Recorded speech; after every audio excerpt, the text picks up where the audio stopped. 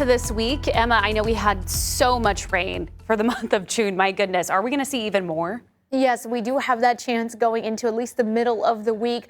Today is going to be dry, but we are factoring in some hot and humid conditions. So as you're getting ready to head out the door, some of you may be noticing areas of some patchy fog, a little bit more of that cloud coverage, but thankfully we will eventually become sunny. But hey, look at this gorgeous view right now, Tulsa International Airport, where with that those high cirrus clouds you're starting to see some low-level clouds you could start to see on Brookside, but it is creating a really nice colorful there as we're some colors there as we're waiting for that sunrise. All on our Wade's RV Weather Camera Network.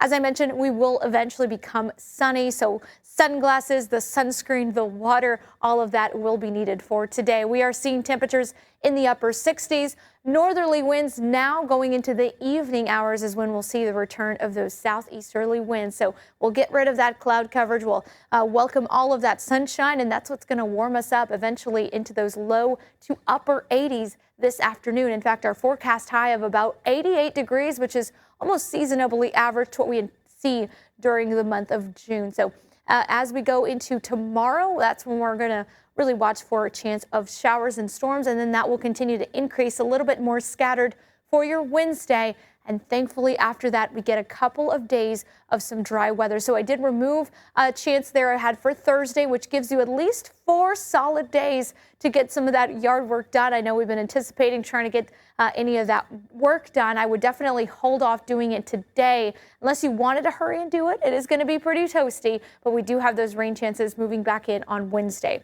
With the Tuesday, it is going to be isolated, but some of these storms could be marginally severe, especially going into Tuesday night and then Wednesday. So we'll be watching that closely. They do have an enhanced risk just into Kansas, so higher chance for more severe storms towards the north. And then that same system moves to the south there for Wednesday, where all of us here in Green Country are highlighted in that slight risk. So we'll be watching for strong to severe storms, low tornado threat. Can't rule that out. 60 to 70 mile per hour winds with some large hail will be the primary concerns.